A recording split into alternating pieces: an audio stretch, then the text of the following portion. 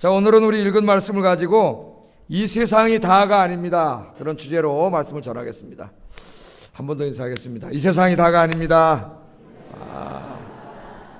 이 세상이 다인 것처럼 살지 맙시다. 지난주 수요일 날 25일 오후 7시에 인기 작가인 최인호 씨가 소천했습니다.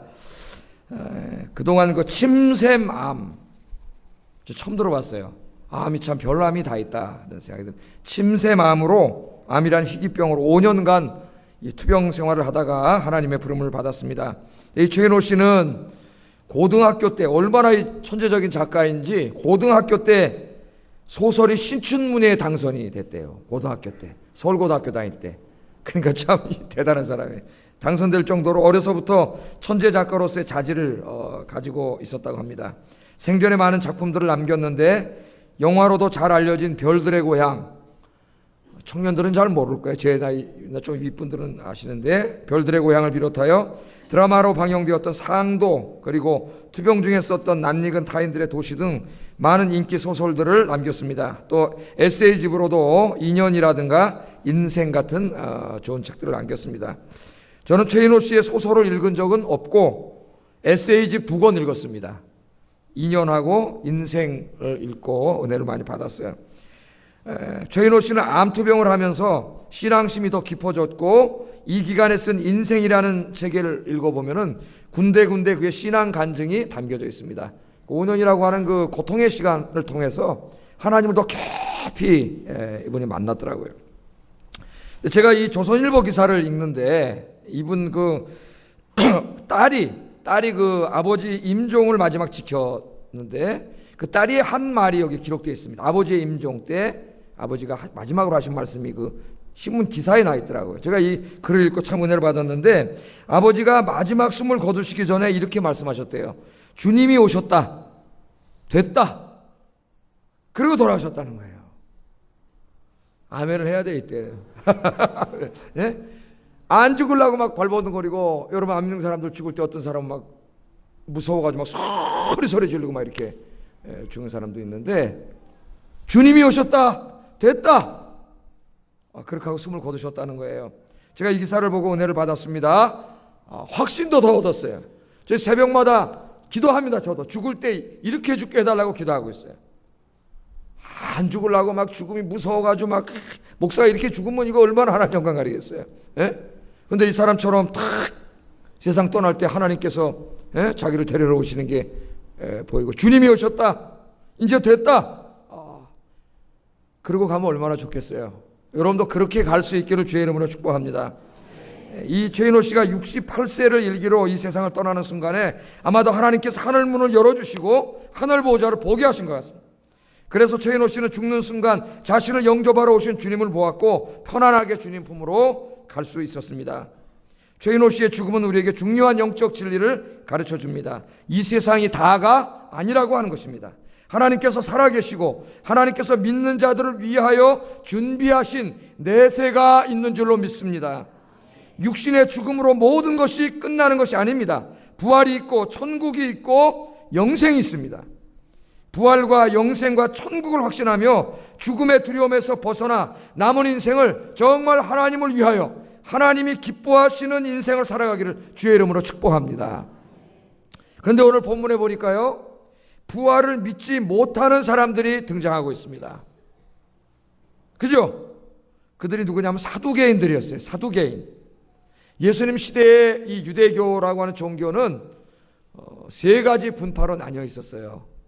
그러니까 우리 지금 기독교도 3가지 분파로 나뉘어 있죠. 크게 나누면 개신교, 로만 카톨릭, 그 다음에 그리스 종교, 동방교회라고 우리는 좀 생소합니다. 동방교 이렇게 3가지가 있듯이 유대교에도 3가지 분파가 있었는데, 바리새파, 사두개파, 에세네파 이렇게 3개가 있었어요. 그래서 성경에는 바리새인들, 사두개인들 이렇게 나오죠. 에세네파는 성경에 나오지 않습니다. 저 다 온 세상이 다 타락했다 그래가지고 자기들끼리 저 광야에 가가지고 공동체를 만들어서 경건하게 살려고 했던 사람들이 에세네파예요. 이제 이 3가지 분파가 여기 나오는데, 원래 그 유대 문헌을 읽으면 바리새파하고 사두개파는 앙숙관계예요. 신학도 완전히 다르고 추구하는 바도 완전히 다릅니다. 앙숙관계인데 성경에 보면 항상 같이 나와요. 바리사인과 사두개인들이라고. 그 친한 사이인지 아는데 친한 사이가 아니에요. 언제만 뜻이 하나로 합쳐졌냐면은 예수님을 괴롭힐 때, 하여튼 예수님을 괴롭히고 예수님을 죽이려고 할 때만 하나가 돼. 원래는 이게 하나가 전혀 될 수 없는 사람들이에요. 자, 근데 이 사람들은 부활과 내세를 믿지 않았습니다. 오늘 27절을 한번 읽어보겠습니다. 시작.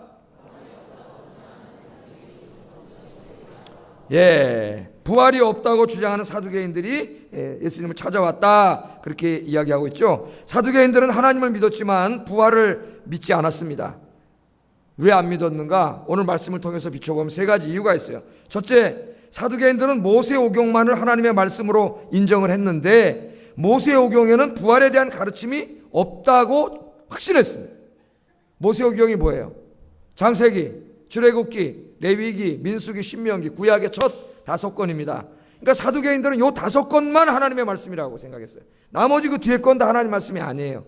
그리고 이 5권의 책도 아주 문자적으로 literal interpretation, 완전히 문자적으로만 해석을 해서 그렇게 이해를 했습니다.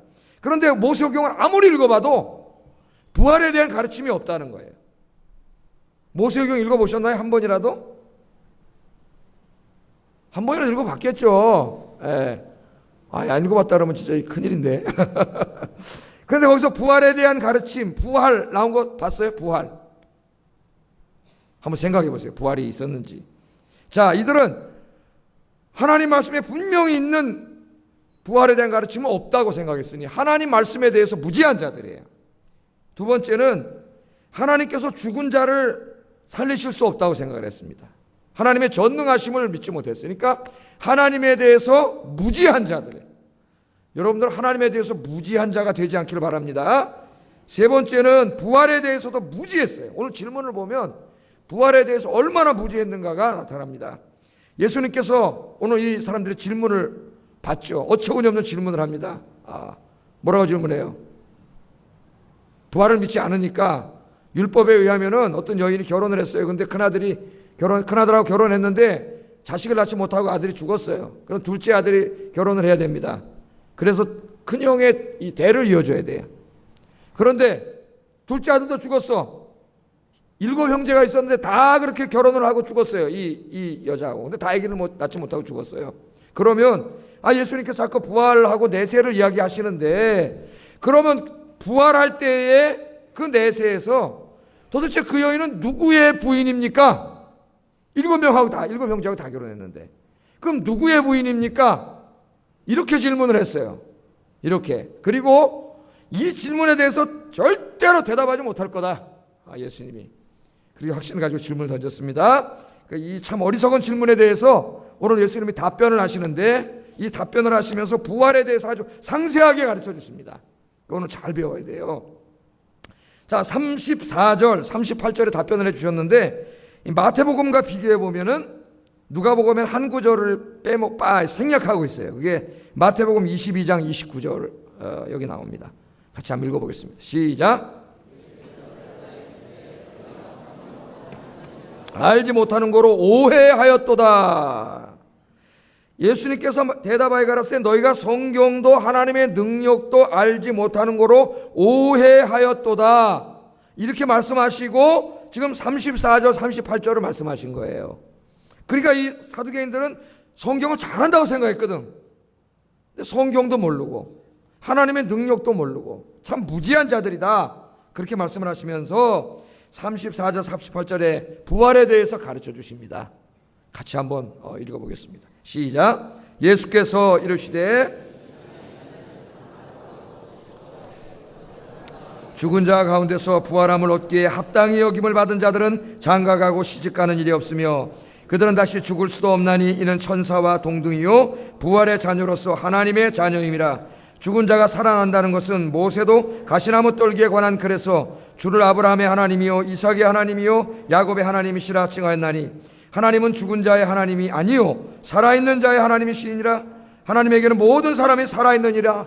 아멘. 이렇게 말씀하셨습니다. 자, 첫째로 사두개인들은 모세오경에 부활에 대한 가르침이 없다고 주장했습니다. 성경에 대한 무지예요, 무지. 자, 이 사두개인들은 아까 뭐라 그랬어요? 모세오경만 하나님의 말씀으로 받아들인다 그랬죠? 그리고 그 모세오경을 문자로만 읽어서 해석하고 적용을 했습니다. 문자로만 읽으니까 부활이라는 말이 안 나와요. 부활이라는 말이. 근데 예수님께서 오늘 뭐라 그랬어요? 출애굽기 3장 6절을 인용하세요. 모세오경이잖아요. 3장 6절을 인용하시면서 이 말씀이 부활에 대한 가르침이 아니냐 그렇게 말씀하는 거예요. 그게 우리 누가복음에는 37절 38절입니다. 이 부분만 다시 한번 읽어보겠습니다. 시작. 가시나무 떨기에 관한 글에서 주를 아브라함의 하나님이요 이삭의 하나님이요 야곱의 하나님이시라 칭하였나니 하나님은 죽은 자의 하나님이 아니요 살아있는 자의 하나님이시라. 하나님에게는 모든 사람이 살아있느니라. 아멘. 어마어마한 선언입니다. 자, 하나님이 모세에게 자신을 소개하실 때 뭐라고 소개하셨어요? 나는 아브라함의 하나님이요 이삭의 하나님이요 야곱의 하나님이다. 그렇게 소개를 하셨습니다. 그런데 보세요. 모세에게 하나님이 찾아오셨을 때 출애굽기 3장 6절에 그 불타는 가시떨기 나무에서 찾아오셨죠. 그때 모세에게 나는 아브라함의 하나님이요 이삭의 하나님이요 야곱의 하나님이라 그랬어요. 그런데 이미 아브라함은 모세가 살던 시대 한 500년 전에 죽은 사람이에요. 이삭과 야곱도 최소한도 한 400년 전에 다 죽은 사람들이. 그런데 하나님이 모세를 찾아와서 하시는 말씀이 하나님을 소개하는데 나는 아브라함의 하나님이요 이삭의 하나님이요 야곱의 하나님이다. 그렇게 소개하셨다는 거예요. 자, 이 말씀을 하시면서 예수님께서 뭐라 그러냐면 이 말을 인용하세요. 인용하시면서 하나님께서는 죽은 자의 하나님이 아니요 산 자의 하나님이다. 그렇게 말씀하시죠. 그렇게 해석을 했어요. 출애굽기에 없는 말씀이에요. 예. 자, 하나님은 죽은 자의 하나님이 아니요 산 자의 하나님이다. 이게 무슨 뜻일까요, 여러분? 자, 모세에게 찾아오셔서는 500년 전에 죽은 사람들 이름을 들먹거려요. 나는 아브라함의 하나님이다, 이삭의 하나님이다, 야곱의 하나님이다. 그런데 예수님이 이 말씀을 해석하면서 하나님 뭐라고요? 죽은 자의 하나님이 아니라 산 자의 하나님이다 그랬으니까 지금 뭐라고 말씀하신 거예요? 아브라함과 이삭과 야곱이 모세의 그 당시에는 다 이미 죽은 지 500년이 지나서 썩어 없어진 사람이지만 죽은 자가 아니라 하나님 앞에는 어떤 자라고요? 산 자다, 산 자다. 살아있다. 그렇게 하는 말이에요. 죽지 않고 살아있다. 그렇게 말씀을 하고 있습니다. 자, 이 말씀을 통해서 우리는 아주 중요한 진리를 깨닫게 되는데 우리보다 앞서간 믿음의 선조들이 죽어서 다 땅속에 묻혔습니다. 다 썩어서 이제 다 흙으로 돌아갔어요. 그런데 죽지 않고 살아있다는 거예요. 죽지 않고 살아있다. 여러분 믿습니까? 요한계시록 5장, 7장, 또 20장 성경을 좀 많이 읽으셔야 돼요. 여러분이 가을에 날씨 시원해졌는데 성경을 많이 읽으세요. 성경을. 그럼 막 하나님 말씀이 들리고요. 믿음이 막 팍팍 생겨요. 믿음이 막 쑥쑥 자라요. 이 요한계시록 5장, 7장, 20장에 보면은 이미 세상을 떠난 그래 육신은 다 땅속에 묻혔어. 썩어버렸어요. 화장터가 다 태워버렸어요. 그런데 그 사람들의 생명의 본질인 영혼이 하나님의 제단 앞에 신약 용어로 말하면 낙원이에요. 낙원 앞에 가 있는 모습이 나와요. 그래서 5장, 7장에 보면 예배를 드리고 기도를 하고 있습니다. 기도를 하고 있습니다. 20장에 보면 주님과 함께 온 세상을 다스리고 있습니다. 그러니까 여러분 여기 있는 오늘 예배 드리는 분들 중에도 사랑하는 분들을 먼저 보낸 분들이 있어요. 그 슬픔에 있고 또 그리움 속에 사는 분들이 있습니다. 이미 그분들은 인간적으로 다 육신이 처리되어 땅속에 묻혀서 얼굴로 갔거나 화장터에 가서 한 줌의 재로 사라졌어요. 그런데 그분들이 그렇게 묻힘으로 끝난 게 아닙니다. 죽은 게 아니에요. 그들은 지금 살아있어요. 살아있어요. 어디에 살아있어요? 하나님의 나라 낙원에. 하나님의 나라 완전히 임하지 않았으니까 보통 우리가 그냥 천국이라고 하지만 낙원에 살아가겠어요. 요한계시록 읽어보면 낙원에서 하나님을 예배하고 있고요. 우리들을 위해서 기도하고 있습니다. 빨리 이 죄악된 세상을 하나님이 심판하시고 구원하셔서 구원해달라고 그들이 기도하고 있어요. 기도. 그러니까 우리보다 먼저 하나님 품에 간 우리의 사랑하는 가족들 죽지 않았습니다. 살아있어요. 우리와 다른 모습으로 다른 공간에 살아계세요. 그런데 하나님의 나라는 뭐 저기 있는 게 아니라 그랬죠. 하나님의 보좌는 어디 있다 그랬어요? 이 땅 안에 들어 우리가 보지 못할 뿐이지 이 땅 안에 있어요. 그러므로 그분들은 우리가 보지 못할 뿐이지 우리랑 가까이 있는 거예요. 여러분 아시겠어요? 아멘이 안 나옵니까? 내 그 그리운 남편, 어떤 내 부모님, 내 형제들, 내 자녀 먼저 하나님 품에 간 그들이 죽어서 그냥 영원히 허망하게 없어진 게 아니고 그들의 영혼이 낙원에서 있는데 그 하늘 공간은 지금 바로 여기 가까이 있는 거예요. 그들이 우리를 위해서 뭘 해줄 수는 없어요. 사랑과 영혼의 보면 뭘 해주잖아요. 자기 사랑하는 여자를 위해서. 그럴 수는 없어요. 예? 그러나 우리를 위해서 기도하고 있고 우리랑 가까이 있으니까 우리는 믿음 안에서 그분들을 매일 만나는 거예요. 할렐루야. 믿음 있는 사람은 만나는 거예요. 만나는 거예요. 다른 모습으로 존재하고 있어요. 다른 공간에서, 시공간은 아니지만 아주 가까운 곳에 존재하고 있어요. 기도하는 분들은 느낄 거예요. 같이 있습니다. 성도들도 육신의 죽음을 맞이합니다. 그러나 성도들에게 있어서 죽음은 영과 육이 영원히 소멸되는 것이 아니라고 성경은 우리에게 이야기합니다. 그래서 예수님이 십자가에 죽으실 때 우편에 있는 강도에게 뭐라 그랬어요? 네가 오늘 나와 함께 낙원에 있으리라. 그렇게 주님 말씀하셨잖아요. 아브라함과 이삭을 비롯한 모든 육신의 죽음을 맞이한 성도들은 육신은 땅에 묻혔지만 영은 낙원에서 안식하며 부활의 날을 기다리고 있습니다. 낙원은 완성된 천국만큼은 아니지만 이 세상과는 비교할 수 없을 만큼 복된 곳입니다. 최인호 씨는 하나님의 인도함을 받아 지금 낙원에서 안식하고 계세요. 안식하고. 그러니까 성경적인 신학을 가지고 신앙적으로 이미 우리보다 앞서가신 우리의 가족들이라든가 믿음의 선조들 바라본다면 그들은 역설적으로 우리보다 행복한 사람입니다. 왜요? 우리는 아직까지 여기 살아있고 또 죄악과 싸워야 되고 많은 고통 속에 살아야 하고 또 죽음이라고 하는 그 두려움을 직면해야 합니다. 그런데 이미 먼저 간 분들은 이걸 다 졸업하셨어요. 그리고 이제 부활의 그날을 기다리기만 하면 돼. 낙원에서 안식하고 있으니까 그분들이 복된 분이에요. 그래서 요한계시록에 뭐라 그랬어요? 주 안에서 죽은 자들은 복되도다. 여러분 세계 어느 종교 문서를 읽고 철학을 읽어도 죽은 자를 복되다고 하는 곳은 없습니다. 죽은 자들은 복되다. 그냥 죽은 자가 아니라 주 안에서 죽은 자는 복되다. 할렐루야. 물론 우리는 육신의 몸을 입고 있기 때문에 한없이 그립고 보고 싶고 생신만 되고 그래도 눈물을 흘리고 그러잖아요.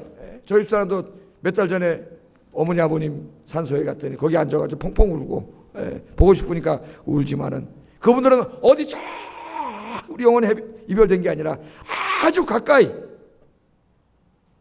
어쩌면 이 공간 안에 우리와는 다른 존재의 모습으로 다른 실존으로 우리와 함께 있습니다. 우리보다 훨씬 행복한 모습으로 이 말씀으로 위로받기를 주의 이름으로 축복합니다. 사두개인들은 자신들이 성경을 잘 안다고 생각했지만 출애굽기 3장 6절 말씀이 부활에 대한 가르침이라는 걸 알지 못했어요. 하나님이 나는 아브라함의 하나님이요 이삭의 하나님이요 야곱의 하나님이라 말씀하셨을 때 그게 바로 그들이 아직 살아있다 지금 그것에 대해서 가르치는 말씀인지를 깨닫지 못했어요. 성경에 대해서 무지했습니다. 여러분들 하나님의 말씀에 대해 무지한 자가 아니라 하나님 말씀에 능통한 여러분 되기를 주의 이름으로 축복합니다. 스데반처럼 그냥 성경도 안 보고 저기 아담서부터 쫙 설교할 수 있을 정도로 그렇게 전도할 수 있을 정도로 성경에 능통하도록 성경 많이 읽고 공부하는 여러분 되기를 주의 이름으로 축복합니다. 여러분 우리는 어차피 다 죽어요. 이제 사랑하는 사람하고 헤어져야 됩니다. 지금 둘이 살고 있지만 영원히 같이 살지 못해요. 언젠가 한 사람 먼저 가게 돼 있어요. 인간은 가면은 외롭고 그립고 그렇게 고독하게 살다가 또 자기도 가는 거예요. 그런 날 안 올 사람이 여기 한 명도 없어요. 다 옵니다. 저에게도 오고 제가 먼저 그래서 저는 제가 먼저 갔으면 그래. 이기적인 마음으로 혼자는 못 살 것 같으니까 제가 먼저 갔어요. 예? 여자들은 잘 살아요. 혼자 제가 보니까 잘 불쌍하게 남자는 혼자 살기가 너무 어려워요. 그러니까 제가 이제 50이 넘어갔는데 하여튼 그렇게 된 분이 있으면 용서하세요. 힘드시잖아요. 제가 50이 넘어서 혼자 되면은 이게 제일 불쌍한 거예요. 왜? 밥도 내가 해 먹어야 되지. 혼자 살아야 되지. 여성은 잘 살아요. 혼자. 남성은 이게 참 불쌍한 거예요. 그러나 여러분 부활하고 영생을 얻어서 천국이 있습니다. 소망 갖고 사시기를 주의 이름으로 축복합니다. 그래서 아직 이 복음 부활의 복음 몰라서 지옥 가는 사람들 열심히 전도하는 여러분 되기를 주의 이름으로 축복합니다. 두 번째, 이 사두개인들이 부활을 왜 못 믿었느냐? 하나님을 제대로 몰랐어요. 하나님에 대해서 무지했어요. 신학교에 가면 하나님에 대해서 공부합니다. 신론이라고 6개월을 공부해요. 신구약 66권이 하나님에 대해서 뭐라고 말하고 있느냐? 주제를 뽑아가지고 이렇게 조직적으로 공부한다 해서 조직신학에 때로는 교리라고도 하기도 하고 그렇게 이야기합니다. 자, 하나님에 대해서 알아야 돼요. 여러분, 하나님에 대해서 얼마나 아십니까? 하나님에 대해서 알려면 어떻게 해야 돼요? 하나님의 자신에 대해서 자신의 뜻을 성경에 계시해 주셨어요. 그래서 성경을 읽으면 하나님을 만나요. 하나님을. 자, 그런데 이 사두개인들은 하나님에 대해서 무지했어요. 이 사람들은 굉장히 이성적이고 합리적인 사람입니다. 사두개인들은. 그래서 아무리 하나님이라도 아니 죽어서 다 썩어 없어졌는데 어떻게 다시 살린단 말이냐. 도대체 말이 되는 소리를 해라. 이런 얘기를 했다고요. 오늘날 현대인들도 같은 생각을 가지고 있습니다.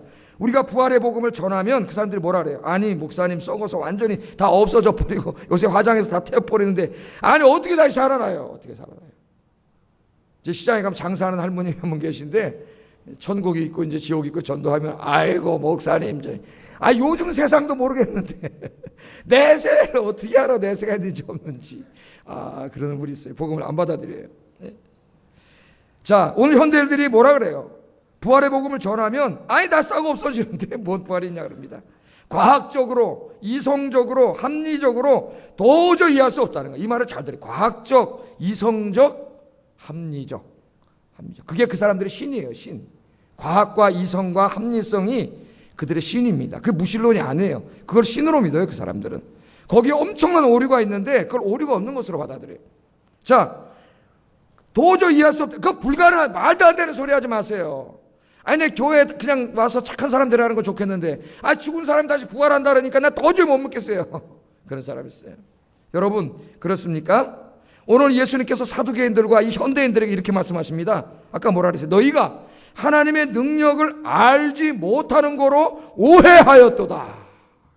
뭘 몰라요? 하나님이 어떤 분인지를 알지 몰라.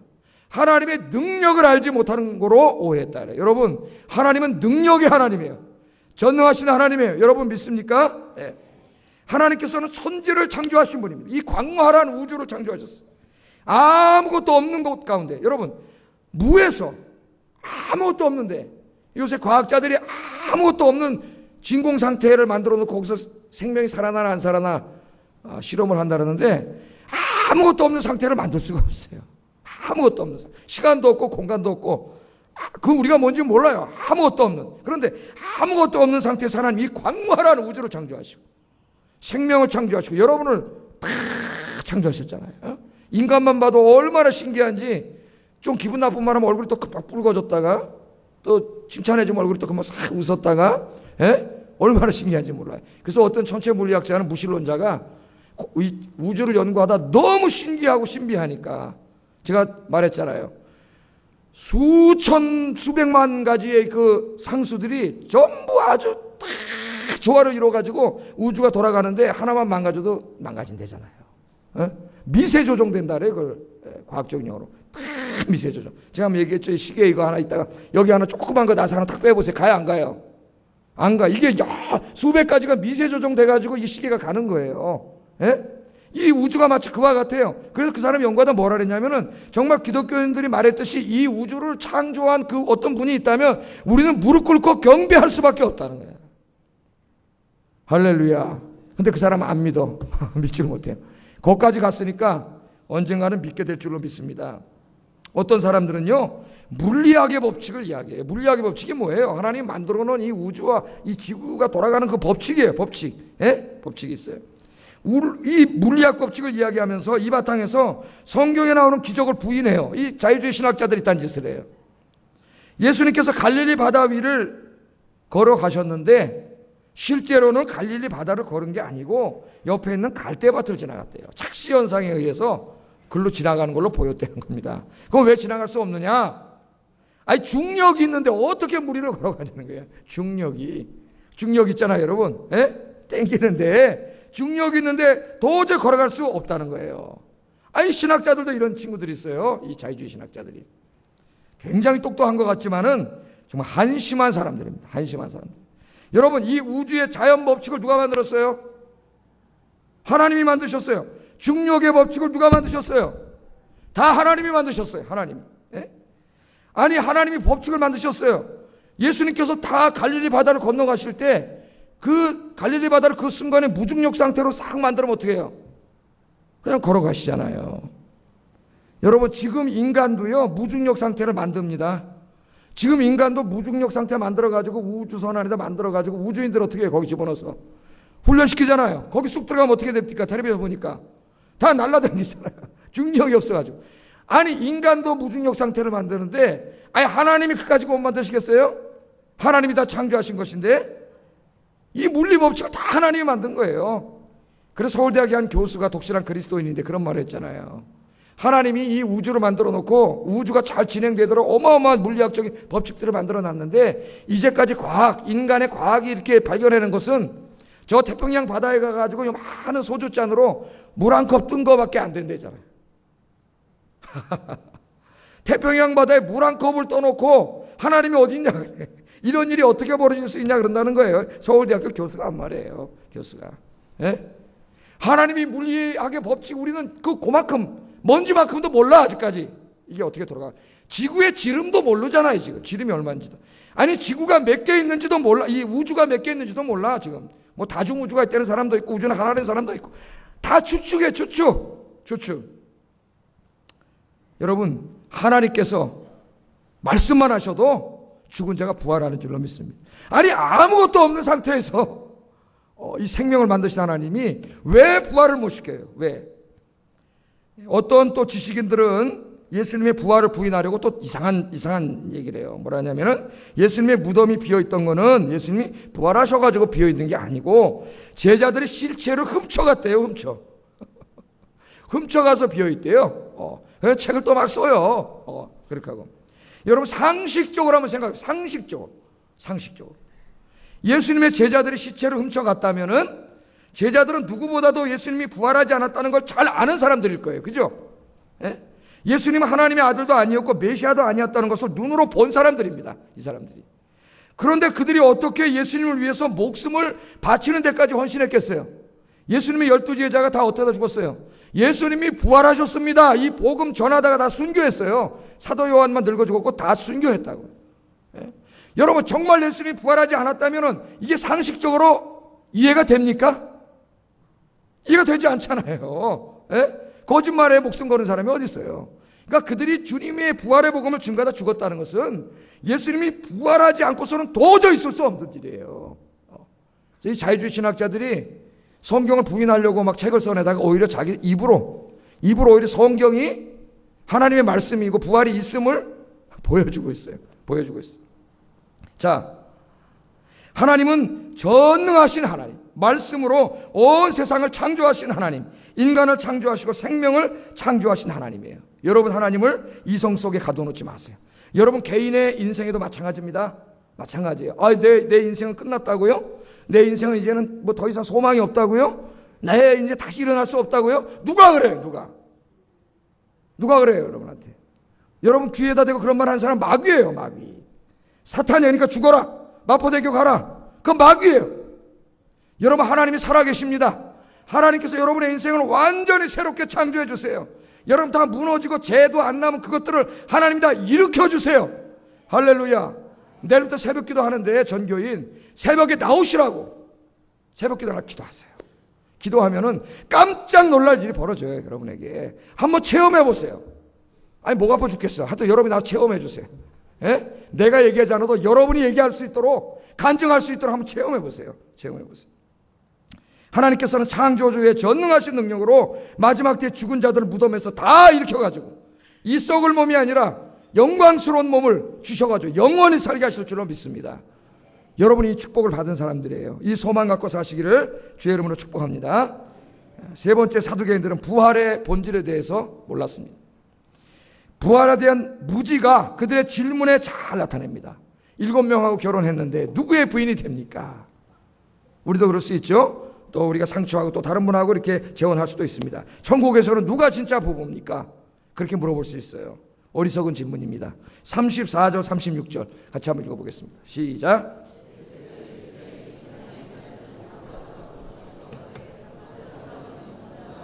부활하심을 얻기에 합당히 여김을 받은 자들은 장가가고 시집가는 일이 없으며 그들은 다시 죽을 수도 없나니 이는 천사와 동등이요 부활의 자녀로서 하나님의 자녀임이라.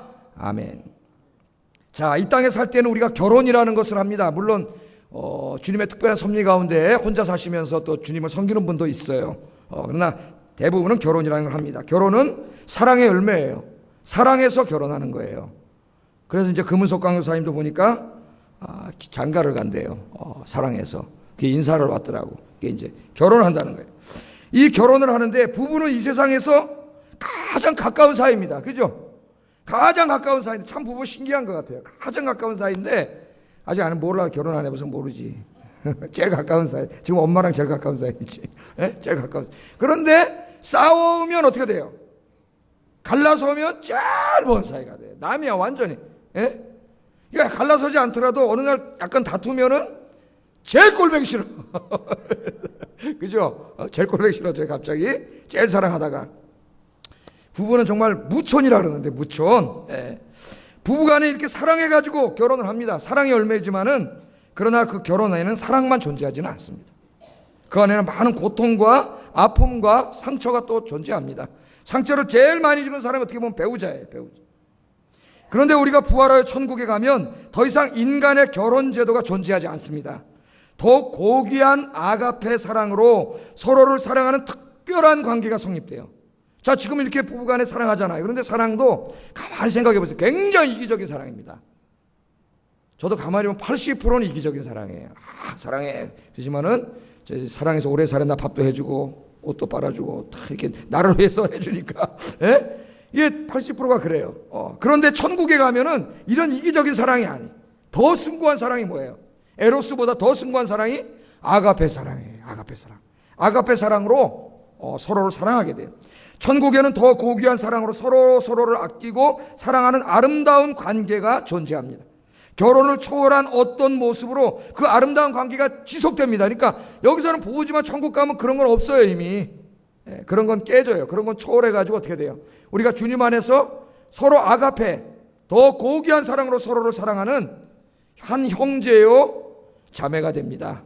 옆 사람 인사하겠습니다. 형제님, 자매님, 안녕하십니까? 안녕하십니까? 거기 가면은 나이 차이도 없어요. 왜냐하면 시간과 공간이 사라지기 때문에 나이 차이도 없어요. 그러니까 다 같아. 다 같아. 그렇다고 또 저보다 나이 어린 사람 미리 또 맘먹지 마세요. 천국에 가서 맘먹어도 돼. 우리가 다 같아. 아브라함도 어이 아브라함 이게 다 아담 아담 너 왜 그때 손을 갖다 먹었어? 왜 우리 고생시켰어? 이렇게 얘기할 수가 있단 말이에요. 결혼을 초월한 아름다운 모습으로 관계가 지속됩니다. 지금 저는 제 아내와 행복하게 살고 있습니다. 그러나 가끔은 아내의 마음을 아프게 할 수도 있습니다. 그러나 부활하여 천국에 가면 결혼의 테두리는 아니지만 절대 아프게 하지 않고 더 고귀한 사랑으로 아내를 사랑하게 될 것입니다. 할렐루야. 이 아가페 사랑을 선취적으로 실행해야 될 분들이 여러분들이에요. 사실은 어디서? 여러분 가정에서, 교회에서. 아시겠어요?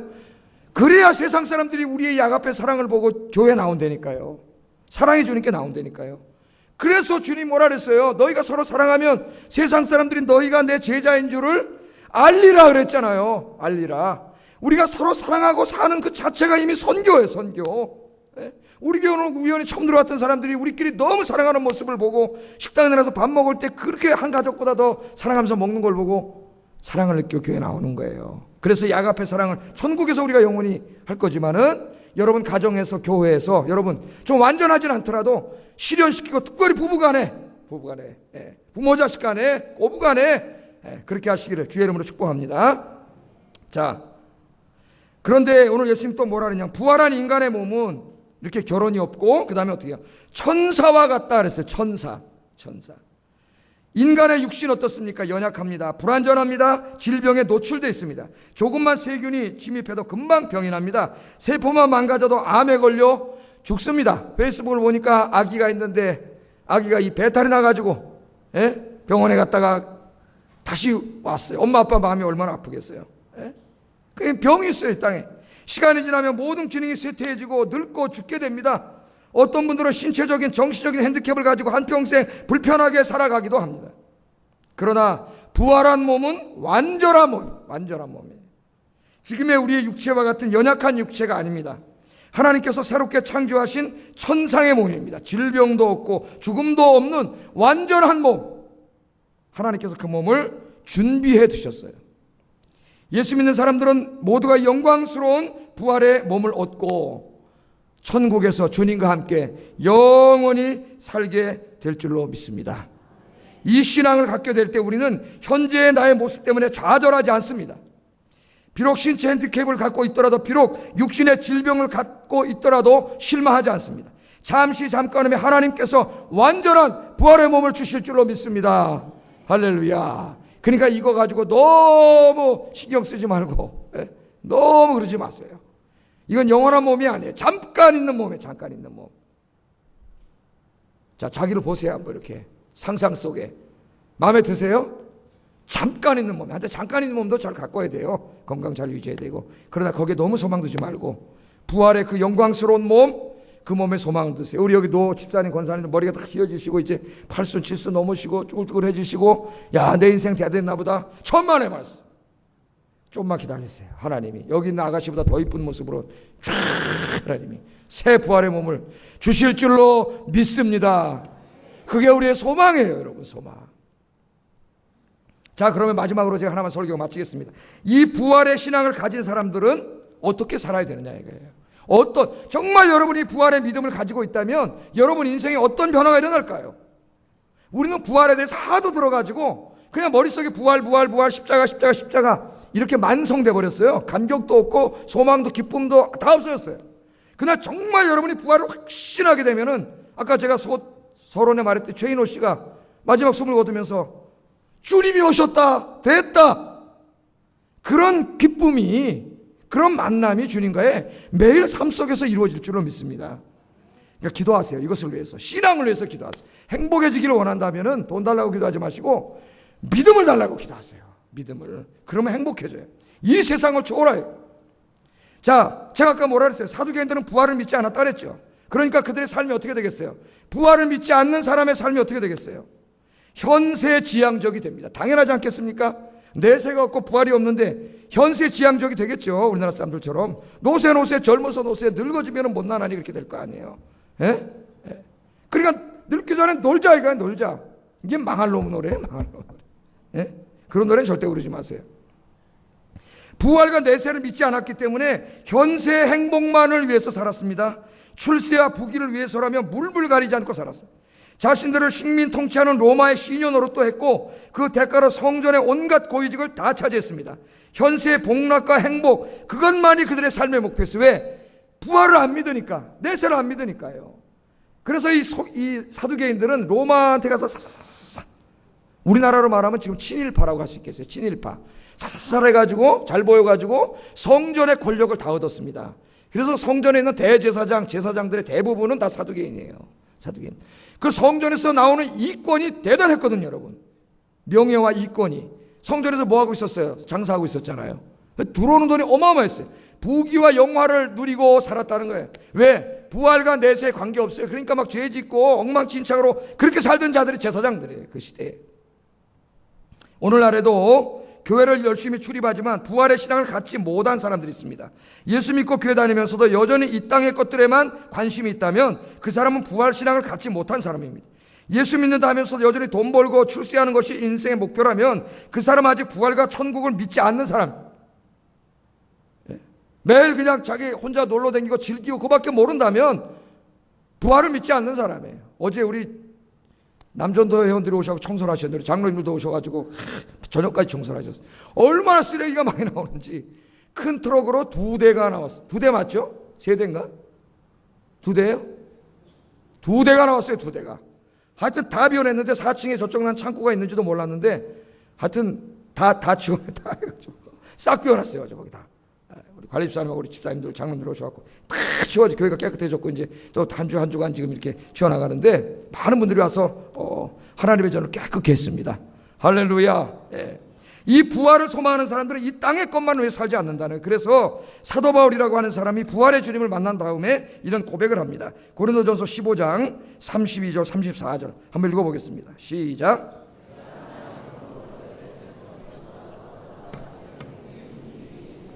죽은 자가 다시 살아나지 못한다면 내일 죽을 터이니 먹고 마시자 하리라. 속지 말라. 악한 동무들은 선한 행실을 더럽히나니 깨어 의를 행하고 죄를 짓지 말라. 하나님을 알지 못하는 자가 있기로 내가 너희를 부끄럽게 하기 위하여 말하노라. 아멘. 고린도전서 15장은 부활장입니다. 성경에서 부활에 대해서 가장 자세하게 가르치는 성경이 고린도전서 15장, 믿음에 대해서는 히브리서 11장이에요. 집에 가서 자세히 읽어보세요. 자, 바울이 뭐예요? 자기는 부활의 신앙을 가졌습니다. 부활을 믿어요. 그랬기 때문에 자기의 인생이 바뀌었다는 거예요. 바뀌었어요. 바울이 어떤 사람이라 그랬죠? 그 당시에 최고의 학부를 나왔습니다. 최고의 학자입니다, 이 사람이. 그 다음 로마 시민권을 가지고 있습니다. 여러분, 로마 시민권이라는 것은 지금 미국 시민권하고는 비교도 되지가 않아요. 그 로마 시민권을 가지고 있으면은 일반 저쪽 속국에, 속주에 있는 그 왕도 함부로 재판하지 못합니다. 난 로마의 재판을 받겠습니다. 그러면은 로마로 보내야 돼요. 거기 나와요. 사도 바울이 사도행전에 그러죠? 난 로마 시민입니다. 그랬더니 재판을 못하고 들어보내요. 로마 황제에게 보내야 될 만큼 막강한 게 로마 시민권. 그 다음에 부자였어요. 텐트 팔아가지고 군용 텐트 만들어서 아버지가 팔았기 때문에 돈도 많았어요. 사도행전 읽어보면은 로마 총독이 바울을 가다 놓고 혹시 돈 좀 줄까 그렇게 기다렸다고 성경에 나와 있다고. 물론 나중에 이 돈을 다 하나님이 썼겠지만은, 그러니까 이 땅의 것들, 만약에 부활이 없다면 바울은 지금 그렇게 살 사람이 아니에요. 바울이 뭐가 부족하다고 와가지고 그 동네 다 돌아다니면서 예수님 부활했다고 외치다 돌멩이를 두드러 맞고 몽둥이를 두드러 맞고 배 타고 가다 빠져 죽을 뻔하고 옷 다 찢어져가지고 그지같이 생기고 굶주리고 며칠씩 굶고 40에 하나가 보면 5번이나 맞고 3번 태장으로 맞고 깊은 주야의 그 풍랑 속에 갇히고 조롱당하고 40명이 칼로 죽이려고 쫓아다니면 도망다니고 왜 그렇게 살았겠어요, 여러분? 왜? 오늘 뭐라 합니까? 내가 에베소에서 맹수와 더불어 싸웠다 그러잖아요. 진짜 사자랑 싸웠다는 게 아니고 그가 주님을 위해서 당한 어마어마한 고난이에요. 고난. 부활이 아니었다면 내가 절대로 그렇게 살지 않았다는데 미쳤냐 이거예요. 이 현세가 다라면 내가 왜 그렇게 살았겠냐 이거예요. 내가 가진 돈과 로마 시민권과 내 명예와 학식으로 정말 현세가 다라면 뻥뻥거리면서 돈 어마어마하게 벌고 큰 집에서 권력 누리면서 살지 않았겠느냐, 그런 얘기입니다. 그런데 내가 그렇게 살 수 없었다는 거. 왜? 부활이 있기 때문에. 할렐루야. 부활해서 주님 앞에 설 날이 있기 때문에 그렇게 살 수 없는 겁니다. 그래서 오늘 뭐라 그래요? 속지 말라 그러면서 뭐라 그래요? 의를 행하고 죄를 짓지 말라 그러잖아요. 내세에 대한 믿음이 있다는 게 내세 천국 가니까 이 땅에서 그냥 교회 가서 기도만 할래 그런 게 아니에요. 내세가 있고 부활이 있기 때문에 하나님 앞에 다시 설 날이 있기 때문에 이 땅에서 책임 있는 삶을 사는 거예요. 죄 짓지 않고 거짓말하지 않고 의롭고 정직하고 거룩하게 살 뿐만 아니라 이 땅의 것들에 미쳐서 사는 게 아니라 주의 일에 미쳐서 사는 거예요. 주의 일에. 사도 바울은 그렇게 얘기하잖아요. 만일 부활이 없었다면, 다시 사는 게 없다면 내가 절대로 그렇게 살지 않았을 거다. 그러나 부활이 있기에, 내세가 있기에, 천국이 있기에 바울은 그 모든 거 포기하고 다 주님을 위해서 한평생 바친 줄로 믿습니다. 부활신앙을 가진 사람들은 이제 더 이상 이 땅의 것들을 추구하지 않습니다. 이 말은 이 땅에서의 모든 삶을 포기한다는 말이 아니에요. 부활신앙을 가진 사람도 여전히 이 땅에 살면서 경제생활을 해야 됩니다. 직장도 다니고 돈도 벌고 공부도 하고 열심히 살아야 됩니다. 그러나 그것들이 목표가 아니라는 거예요. 목표가. 수단과 목표를 헷갈리면 안 돼요. 그것들은 다 하나님께 영광을 돌리기 위한 수단에 불과합니다. 왜 돈 벌어요, 여러분? 하나님께 영광을 돌리기 위해 수단이에요. 왜 공부해요? 하나님께 영광을 돌리기 위해서 수단이에요. 그런데 어떤 사람은 교회 다니다 그러면서 이 수단과 목적이 거꾸로 돼가지고 돈 벌고 출세하고 성공하는 게 목적이 돼요. 그리고 하나님은 그것을 이루어주는 수단으로 전락해버려요. 그건 신앙이 아니에요. 그게 미신이고 기복신앙이고 우상숭배입니다. 여러분 어떻게 생각하세요? 하나님은 절대 수단이 될 수 없어요. 하나님 자체가 목적이에요. 우리 인생의 목적이에요. 그분을 위해서 우리가 돈도 벌고 공부도 하고 여러분 이 세상에 열심히 살아가는 거예요.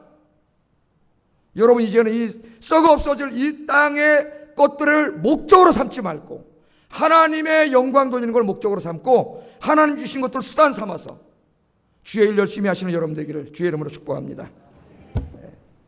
자, 오늘 제가 두 가지 적용 같이 기도